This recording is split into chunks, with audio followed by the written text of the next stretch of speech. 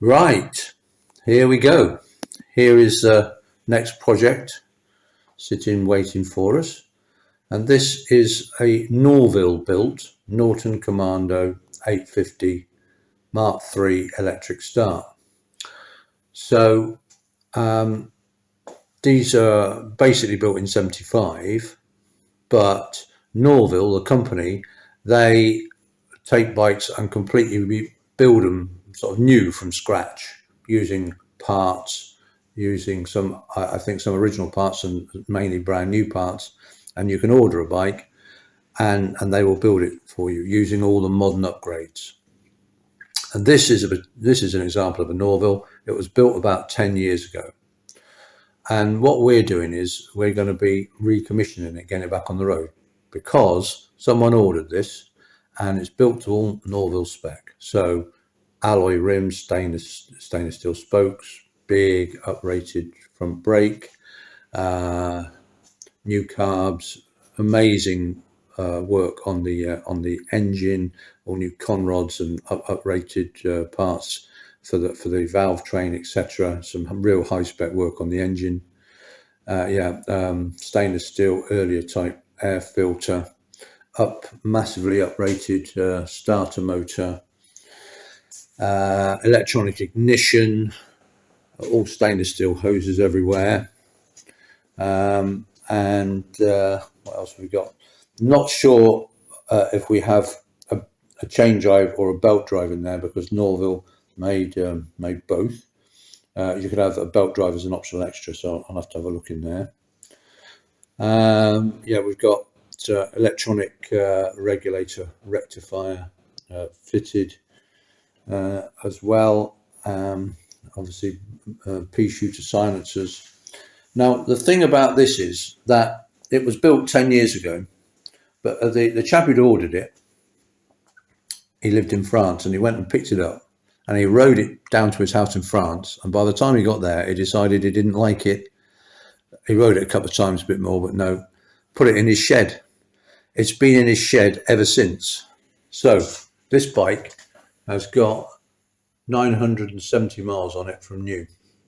So it's 10 years old, but it's only done 970 miles. So all we're going to be doing is recommissioning it, because obviously it's basically brand new, but it's been sitting doing nothing for 10 years. It probably doesn't pick it up that much, but it's actually, the bike, when you get a close up, you can see, it's just all, it's been sitting, it's just all covered in grime and stuff. Yeah, nothing I don't think majorly wrong with it. It's just, it's just been sitting literally in a shed for 10 years, and it's just it's lightly started to rust and pit and so on. So we're going to be bringing it back to life. What we're going to do, I think, not in any particular order, just off the top of my head, we bought a new battery for it. We need to clean the tank out of what horrors are still in there, but we haven't got, because it's Norvil, it's got a locking petrol cap, and we haven't got the key. The keys have been lost, and I don't think that Norvil can supply us with a new key. I'm going to ring them on Monday and we'll see. But anyway, we've got to do that, get the petrol cap off somehow, then clean the carbs out, because they're bound to be, the pilot jets are bound to be blocked, although they're brand new carbs. I'm fairly sure the bike has completely wet sumped. There's absolutely no oil in the tank at all. So I'm fairly sure it's all in the engine. So we need obviously to change the oil. We'll be changing the tyres, even though they're brand new, as it were. They are at least 10 years old, and they've been sitting. I'm not sure how much weight there's been on them, but we'll do that as a matter of safety, I think. Obviously, everything's going to be cleaned and polished and so on. And then, what was I going to say then? Oh yeah, we're going to flush through put new brake fluid in. We're going to be obviously putting a new headlamp unit on, which seems to be, for some reason, the part that's rusted most. Rechroming any parts that need rechroming. Just cleaning everything up, and then we're looking to fit an oil pressure gauge if we can find a decent one. I'll come over here because this is my bike, which is an interesting comparison. Sorry, I'm a bit tight in the garage at the moment. But yeah, this is my bike from the dear old front of the manual, for those who've got the manual.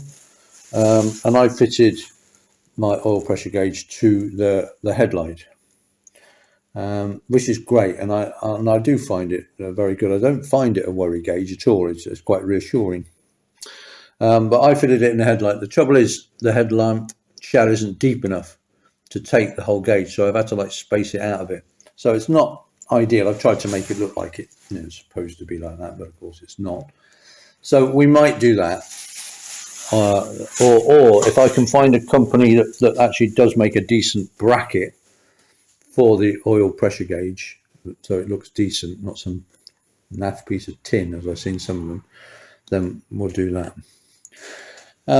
Yeah, so it's just a question of going through. I'll be checking all the primary chain and the clutch and so on, checking everything's okay. Obviously, new plugs, and we'll be giving it a full service, doing the tappets, checking everything's okay, and if it's not okay, replacing it. Because it's a weird one, it's brand new, but it's 10 years old, and it's not been touched for 10 years. So it's one of those. We don't want to do things unnecessarily. On the other hand, it's brand new, but then we need to make sure things are right. And just by the by, I think this will be for sale. The chap that he's got it from, the first owner from France, but I think he's intending on selling the bike. So when it is fully recommissioned and that, then it probably will be for sale. So I'll keep you updated on that. But if you're interested, then you can always contact me and I can pass your details on. But I'll let you know about that. Okay, yeah, but yeah, interesting one. To be able to work on a Norvil, so a remanufactured bike, can be interesting. Yeah, so there's the tax disc.